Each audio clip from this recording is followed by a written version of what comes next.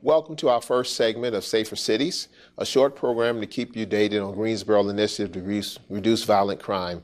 I'm Reverend Odell Cleveland, your host and a member of the Safer City team. Joining me today are two people who have a great deal of insight about Safer Cities initiative and about the crime in our city. Please help me welcome Councilman Justin Outland, representative from District 3, and of course, Chief of Police, Chief Wayne Scott. Welcome, gentlemen. Thank you. Thank you. Guys, to the Chief, some people may be unfamiliar with the Safer City Initiative. Can you share with them what it is? Absolutely. You know, it really was launched in January of this year, but it started in the fall of 2016. My staff and I began to look at trends around some of the violent crime here in the city of Greensboro, and we started comparing it to other cities around us. And we found some similarities that were actually somewhat disturbing, that violent crime both in North Carolina and throughout the country are trending up for the first time in several years. So we here in Greensboro wanted to partner with the rest of our community and come together and look at some long-term plans as to how we could change those trends. So early in January, we met with about 140 people out from the community, got together and broke into several different groups to talk about some of the things that we believe drive crime in our area. And so it's an 18 to 24 month program. It's not an overnight solve, but we're excited that we had a good turnout and I believe a great dialogue along those groups. Good, thank you. And Councilman Outland, why do we need an initiative like Safer Cities? Yes, Safer City Initiative is definitely needed in our community. Over the course of the past several decades, Greensboro has been very successful in reducing the amount of violent crime. That being said, over the past several years, there has been an increase, at least on a year-over-year, short-term basis. So this summit and this approach is necessary to actually address systemic issues and systemic causes of crime. And so I'm very encouraged by the police really taking a proactive approach in bringing together subject matter experts and members of the community from lots of different disciplines to actually get at the root issues. Oftentimes, I think the police are expected to do everything and solve every problem, but the reality is that they don't have the resources, the training, and just their jobs are focused as a general matter in different areas. So I'm excited about the police showing a real leadership position on this issue, taking a more public health approach to addressing it, and I'm very encouraged by what we've seen so far. Councilman, I guess we're all in this together. That's exactly right. We all succeed together and we all fail together. So I'm excited about the leadership the police department has shown on this issue, and I expect for us to get really great results. Great. Chief, the next question is for you, sir. You know, we know that violent crime has increased 53% when compared to 2014, and there's been a 73% increase in gun crimes during the same time period. What do these numbers mean? How safe or dangerous is our city? You know, I get asked that question quite often. I can answer it in two ways. One, I can obviously compare our city to others. And I will tell you that Greensboro is a safe city.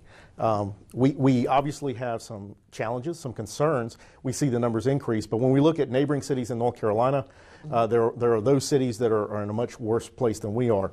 But as you mentioned, the numbers are alarming to us. And when you look at those percentages, luckily a lot of those numbers were low to begin with. So when you look at the percentages going up, they're not drastic numbers. But overall, we believe one crime is too much. And we're not unrealistic to the fact that we can't always stop crimes, but we believe that we can make some long-term changes and hopefully drive that trend back down.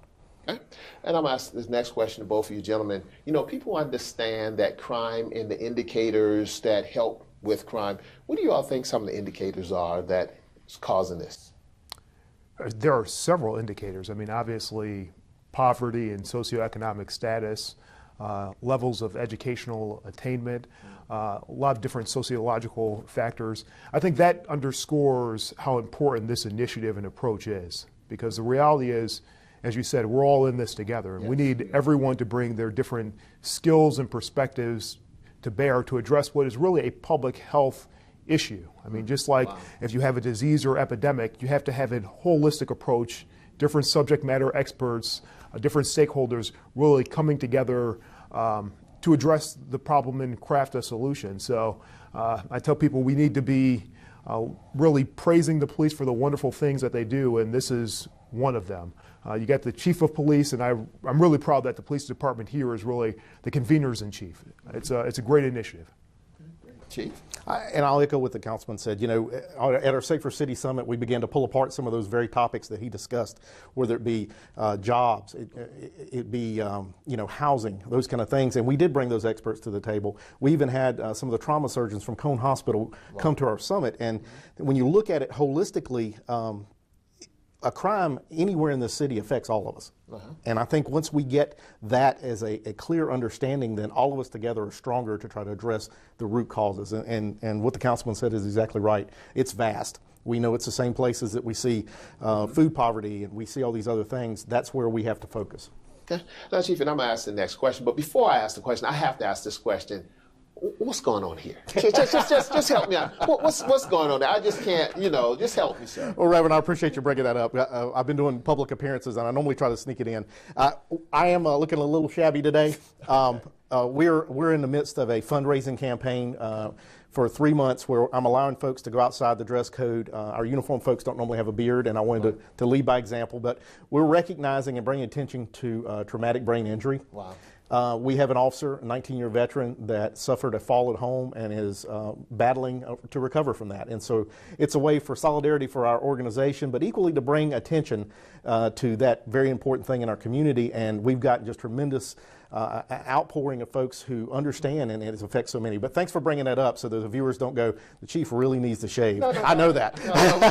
But if the viewers want to help, how do they do it? And this is not a commercial, but I'm just, you know, how do they help? They can reach out to the department in the multiple ways that we have, or reach to the Greensboro Police Foundation. They have their own website.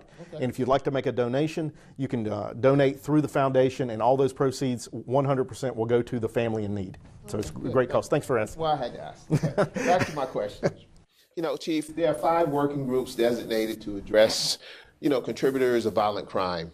And they are, for the viewing audience, youth and outreach services, employment, housing, legislative concerns, and public safety. Why these 5s, and are some more important than others?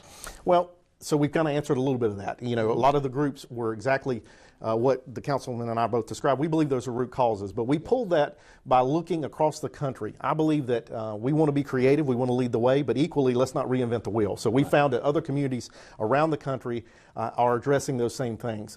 We also found that we have a lot of subject matter experts in our community in those areas, and bringing them together has helped us. The second part is one more important than the other, not when you look at them all together. Obviously, there are certain parts of our community that need to be affected differently. But as the groups develop over the next 18 to 24 months, I think the groups themselves will drive and answer that question.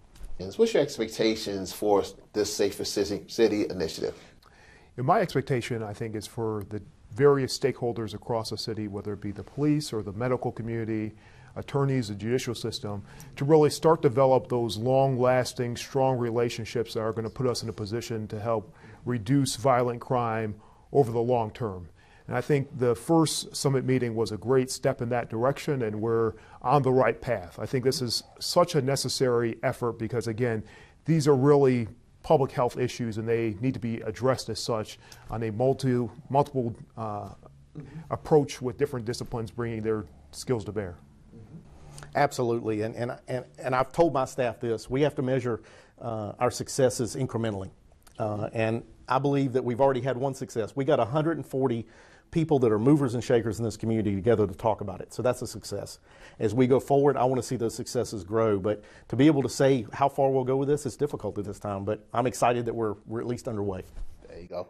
And again, I just want to say thank you to both our guests for helping us with their insights and questions. And yes, all of us have so much more work to do, but I know we can do it because in this city, we all believe that we need a safer city. And again, audience, I want to thank you for joining us, and we look forward. And if you want to get involved, we have some information on how you get involved to be a part of the solution, not the problem. Thank you.